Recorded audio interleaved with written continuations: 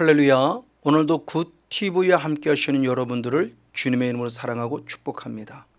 오늘은 가난의 영성의 25번째 시간을 통해서 함께 은혜를 나누기를 원할진데, 우린 그동안 계속 신명기 20장 17절의 말씀을 중심으로 하나님의 나라를 예표하는 가나안 땅에 들어갔을 때 네피림의 영성을 유산으로 물려받은 우상을 섬기는 바로 원주민이 된 가나안의 7 족속을 쫓아내는 이 영적 삶의 원리를 통해서 살펴보면서 계속 은혜를 나누고 있었죠. 맞습니다.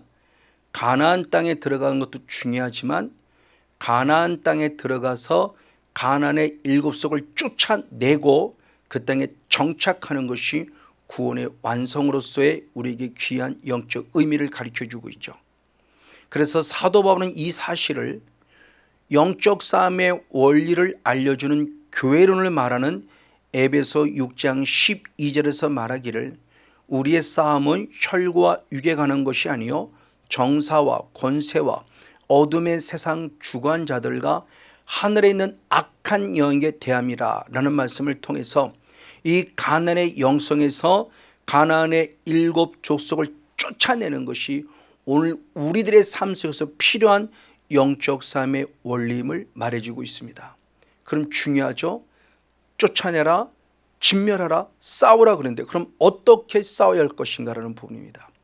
이 싸움에 대한 부분을 가장 원초로 생각할 부분은 내가 싸우는 것이 아니라는 것을 먼저 우리는 인정해야만 합니다. 성령님은 분명히, 예수님은 분명히, 하나님은 분명히 싸우라 그랬고 싸우라고 말씀하셨지만 모든 성경의 답은 하나님이 싸워 주신다고 말씀하고 있다는 사실을 우리는 믿고 강하고 담대하게 싸워야 한다는 것이죠. 대표적으로 출애굽기 34장 11절 말씀에 앞으로 40년을 내다보면서 너희들이 적과 꾸르는 가나안 땅에 들어가거든 내 명령을 지키라. 그 명령이 뭐냐? 영적 싸움을 싸우라는 거예요. 그러면서 무조건 영적 싸움을 싸우라고 말씀하지 않고 보라라고 말씀하셨어요. 보라라고 말씀하면 내가 가나안의 7 족속을 쫓아내리니 라고 말하며 영적 싸움이 무엇인가를 알려주고, 그래서 이렇게 싸우는 것이라는 것을 본을 보여주시면서 주님이 친히 먼저 보여주고 싸우라고 말씀했다는 사실은 잊지 말아야 된다는 것이죠. 맞아요.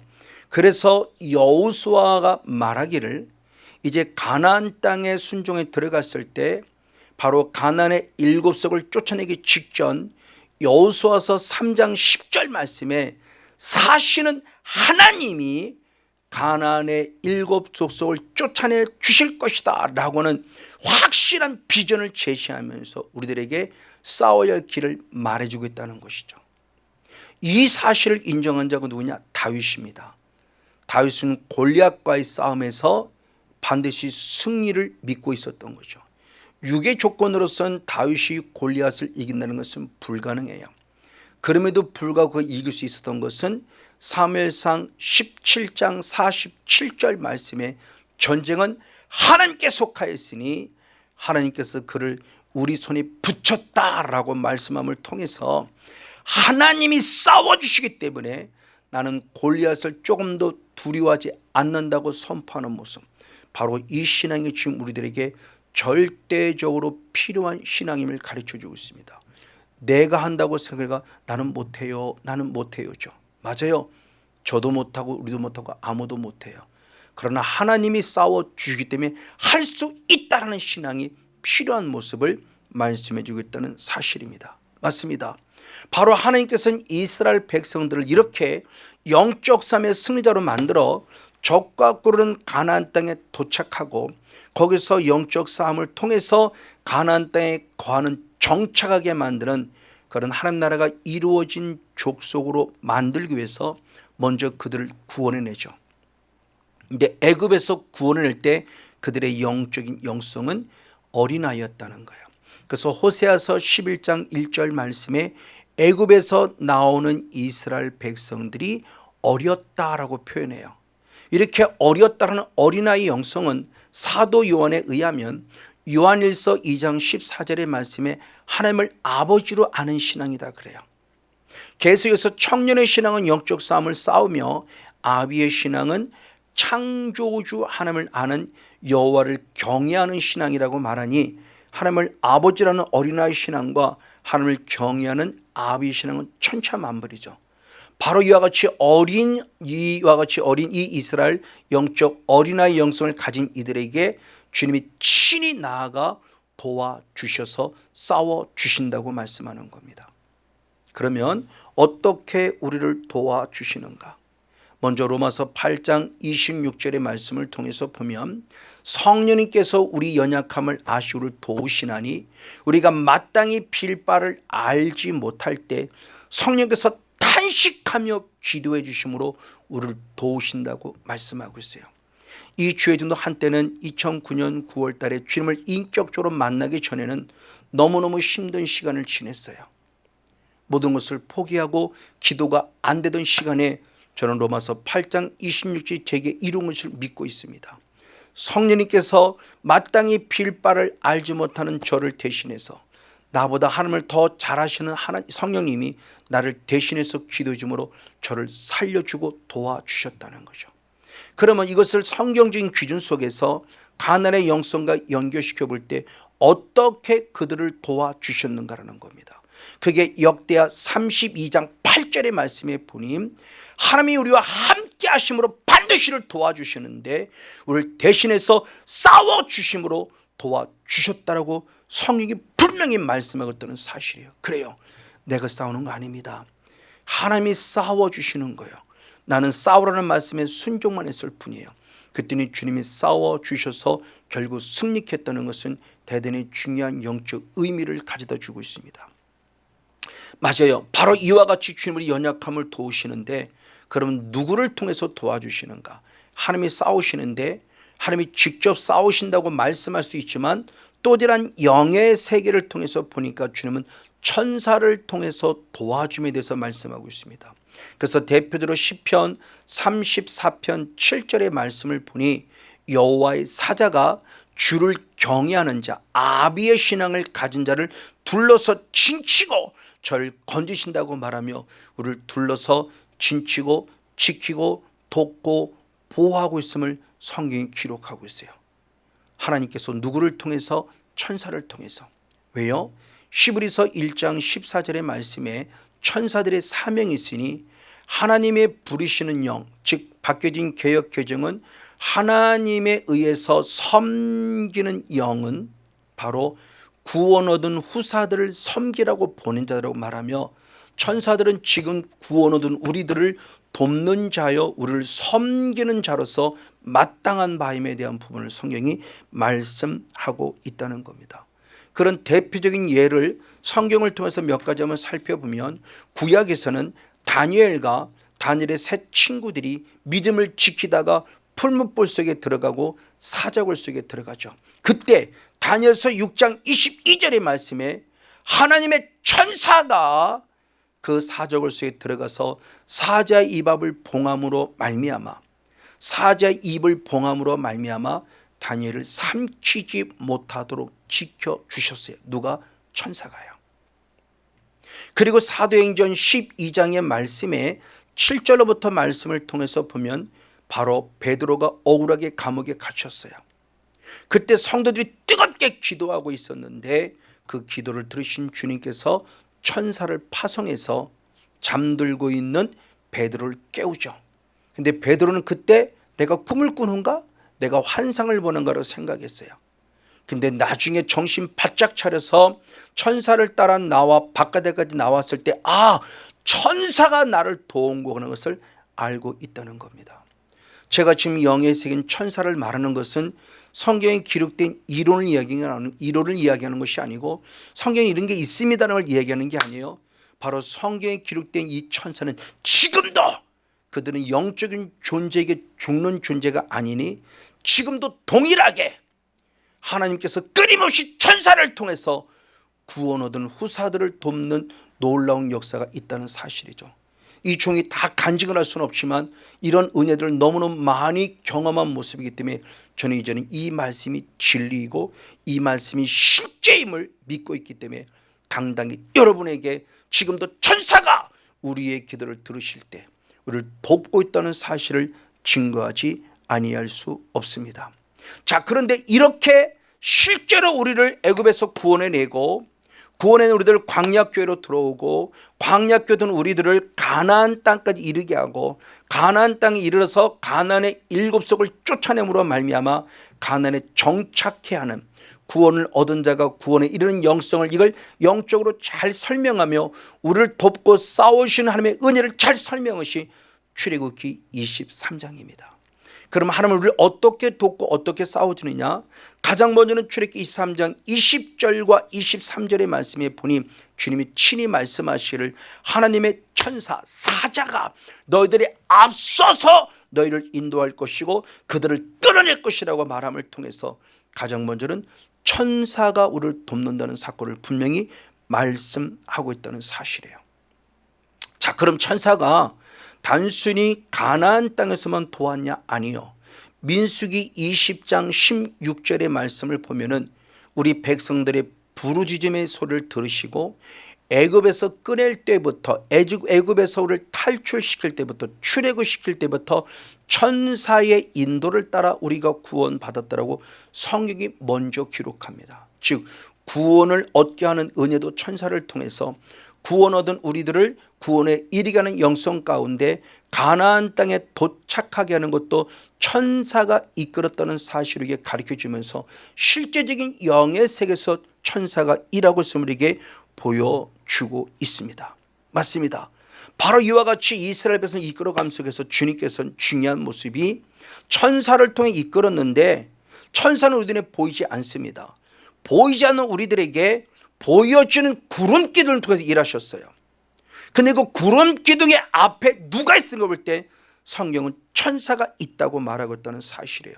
그래서 출애굽기 14장 19절의 말씀에 보니 앞에는 홍해가 있고 뒤에는 애국 군인이 따라올 때 나아가던 구름 기둥이 뒤로 돌아섰는데 그래서 애국 군인을 막음으로 이스라엘을 지켰는데 그때 천사가 옮겨감으로 바로 구름 기둥도 옮겨갔다는 표현을 통해서 구름 기둥 앞에 누가 있었냐? 눈에 보이지 않는 영의 세계인 천사가 도왔다는 것을 우리에게 가르쳐 주고 있는 영적 비밀을 말하고 있다는 사실입니다. 그런데 반면에 또한 출애굽기 13장 21절에는 그 구름 기둥 앞에 누가 났냐? 하나님이 앞서 나아갔다고 또 표현해요. 하나님이 그들 앞에서 행하사 구름 기둥을 인도했고 불 기둥을 인도함을 통해서 우리들을 인도하시고 이끌었다는 사실을 가르쳐주고 있죠. 그런 이 말씀을 통해서는 무엇을 하느냐? 영의 세계 속에서 가장 먼저 하나님이 앞서가셨고 그리고 그 뒤를 따라 천사가 갔고 그리고 그 뒤를 따라 눈에 보이는 구름 기둥이 따라갔고 그리고 그 뒤를 따라 모세 눈에 보이는 모세가 따라갔고 그리고 백성들이 따라감을 통해서 우리들을 인도하시고 이끄시는 주님의 은혜를 발견해 볼 수 있다고는 사실이죠. 그 사실에 대해서 민수기 10장 33절의 말씀에 주님께서 말씀하는 부분 가운데 내가 너희보다 3일 길을 앞서갈 때 너희들의 쉴 곳을 찾겠다라고 말씀해요. 내 눈에 보이는 하나님이 나보다 3일 길을 앞서가시면서 천사로 그리고 구름 기둥으로 모세를 통해 인도할 때 우리 쉴 곳을 찾겠다. 그랬을 때 모세는 영적 비밀을 알았습니다.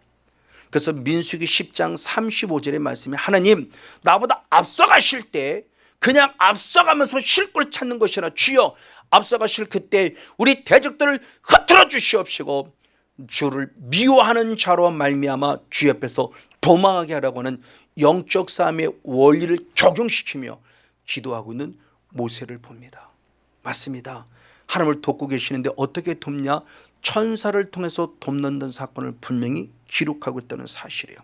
그래서 주님은 다시 우리에게 약속을 상기시킬 때 출애굽기 33장 2절 말씀을 통해서 내가 사자를 너보다 앞서 보낼 것이며 그래서 가나안의 7족속을 쫓아낸다라고는 약속을 상기시켜주고 다시 한번 우리가 약속을 이루시는 은혜를 우리는 볼 수 있게 됩니다.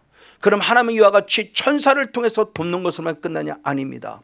다시 한번 출애굽기 23장 28절의 말씀을 통해서 본 왕벌을 통해서 가나안의 7속을 네 앞에서 쫓아내리라고 말씀하며 왕벌을 통해서 싸우신 하나님을 봅니다.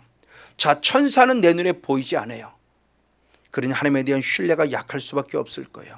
그때 하나님은 또 다른 방법을 통해서 내가 너와 함께하고 널 돕고 있다는 증명이니 바로 왕벌이라고 하는 존재였어요.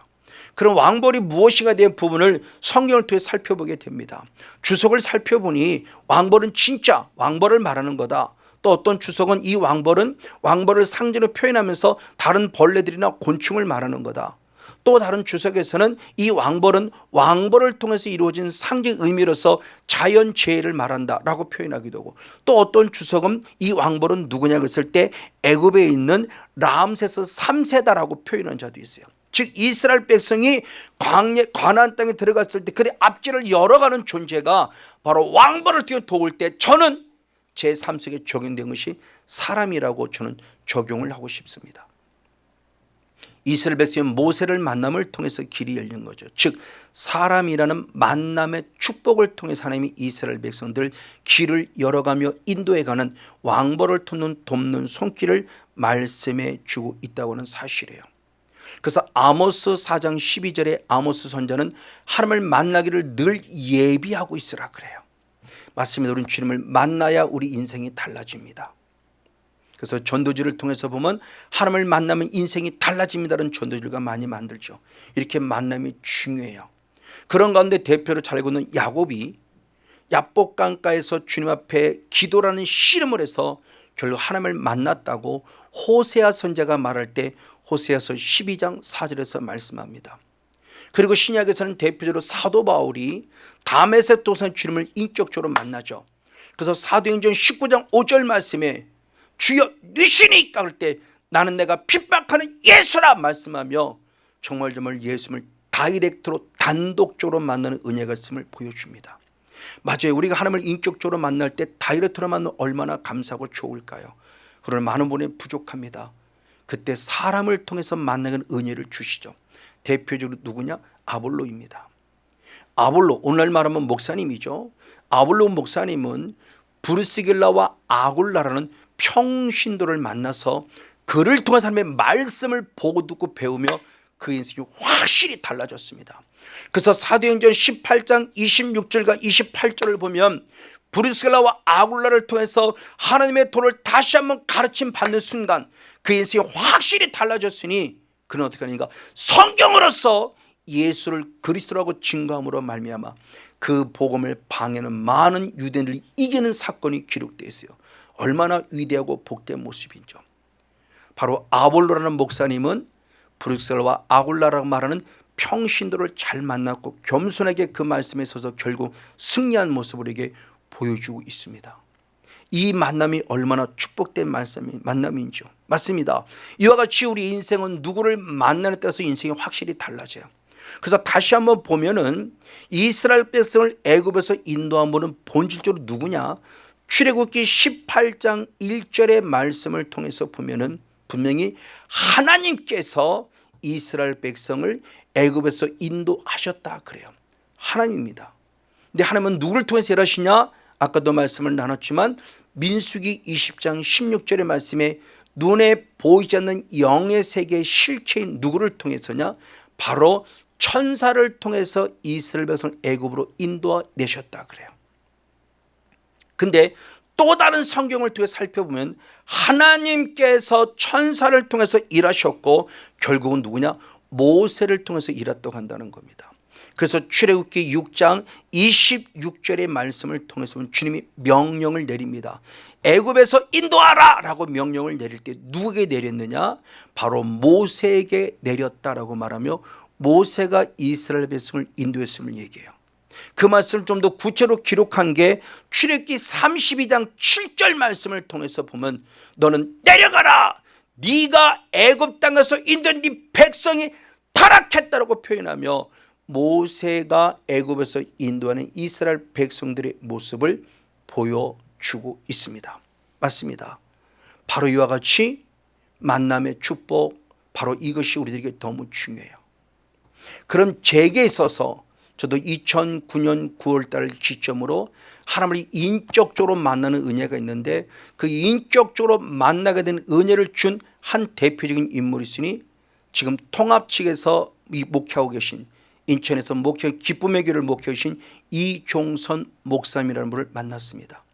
그분을 통해서 제가 하나님을 더 인격적으로 만나서 지금 13년 동안 변질되지 않고 끊임없이 영의 세계를 추구하며 하나님 앞에 온전히 서는 신실한 주종이 될 수 있었어요.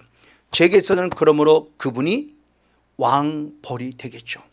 그리고 저도 이 은혜를 읽고 이제 13년간 부지런히 사역을 감당하며 많은 부흥회를 인도하기도 하고 말씀을 강론하는 아주 중요한 사역들을 그런 사경에도 인도하는 가운데 대구 모 집회에 갔을 때 한 사모님이 영성으로 살아나고 있을 때 그 은혜가 너무너무 감사해서 저희 집사람에게 한 코트를 선물로 주셨는데 그 코트 뒷면에 왕벌을 크게 수로 새겨서 선물로 주시면서 목사님과 사모님은 나의 왕벌입니다 라고 말해주는 모습으로 성령을 우리에게 보여주신 한 분이 계십니다. 말씀드린 것이 만남, 이 만남의 축복이 얼마나 중요한지 몰라요. 제게 있어서는 조금 전에 얘기한 대로 이종선 목사님을 만났고 그래서 제가 살았고 제가 살았기에 이제는 저를 통해서 그리스도의 피로 값주고 사신 사랑의 교회를 살리는 왕벌이 됐고 저희 교회에 속한 그 모든 사랑하는 성도님들은 성도님 입장에서는 제가 왕벌돼서 그를 살리고 있고 또 우리 성도님들은 저희 교회를 또한 사모해서 성회를 참석하고 집회를 참석하는 돕는 왕벌이 되어주고 있죠. 그래요. 나도 살고 내가 살았으니 남을 살리고 있다고 하는 겁니다. 그럼 어떻게 살았을까요? 내 안에 성령님이 인격적으로 임하셨고 그 임하심을 통해서 어둠의 영이라는 영적을 싸워서 내 안에 가나에 있는 자바에 자리 잡고 있던 가나안의 7속을 쫓아내므로 결국 승리할 수 있었습니다. 그래서 주님께서 우리에게 성령을 주시기 위해서 사도행전 2장 38절 말씀에 회개하라 그리고 죄사함을 얻어라 그리하면 성령을 선물로 주시라고 말씀하셨어요. 이게 오늘 우리들에게 너무너무 중요한 영적 원리를 알려줍니다. 철저히 회개했어요. 저도 철저히 회개하면서 4개월을 눈물 속에 회개하며 기도해서 하나님이 주시는 은혜 가운데 성령을 선물로 받았고요. 그럼 그 성령을 선물로 받아서는 어떻게 했느냐? 마태복음 12장 28절 말씀에 성령을 힘입어 귀신을 쫓아내면 이미 하나님의 나라가 임하였느니라 말씀이 제게 이루어진 거죠. 이제서야 하나님의 나라가 이루어진 것이 아니에요. 이미 하나님의 이루었던 하나님의 나라를 빼앗겼다가 다시 되찾는 회복의 은혜를 다시 얻은 거죠. 맞습니다. 그리고 지금까지 부지런히 영적 싸움을 싸우며 승리하고 있어요. 즉 내 안에 자리 잡고 이제 우리의 몸과 마음이 가나안 땅인데 가나안 땅에 자리 잡고 있던 가나안의 7속을 처리했기 때문입니다. 그래서 영적 삶에 오늘 승리하고 있습니다. 이런 사실들의 모습을 잘 기록된 것이 제가 한 책을 좀 소개해 주시면 조금 전에 제게 은혜를 끼쳤던 이종성 목사님이 이번에 올해 처음 책을 하나 쓴 게 기도가 만드는 어메이징 스토리라고 하는 책이 있습니다. 이 책에 그런 모습들이 사실적으로 잘 기록되면서 영의 세계에 의한 하나님의 나라가 이루어지는 은혜를 기록하고 있습니다. 많은 도움이 됐으면 좋겠어요. 그래서 저에게도 그런 은혜가 임했습니다. 맞습니다. 그래서 이제는 이 은혜를 힘입고 저는 마지막까지 영적 싸움을 싸워 가나안 7속을 쫓아내는데 바로 이같이 영적 싸움을 싸워 가나안 땅에 정착되는 삶이 되기 돼. 그 승리하는 자는 어떤 자가 되어지느냐? 요한계시록 21장 7절 말씀에 이기는 자는 아멘. 하나님의 나라를 유업으로 얻을 것이요 할렐루야. 그리고 나는 너의 하나님이 될 것이고 너는 내 아들이 되리라고 인정해 주시고 있습니다. 오늘 저 여러분 날마다 겸손히 엎드려서 오늘도 십자가 앞에 예수의 피를 뿌림받는 은혜가 있을 때 반드시 죄사함을 얻으시고 성령의 충만함에 거하고 이제는 그 성령의 충만함을 통해서 어떤 은사도 좋지만 특별히 가나안의 7속을 쫓아내는 그런 영적 싸움에 반드시 승리해서 하나님 나라가 확장되고 하나님 나라가 풍성해지는 가운데 행복한 목회, 행복한 신앙생활을 하는 저와 여러분 우리 모두가 되어지기를 예수님의 이름으로 간절히 축복하고 축원을 드립니다.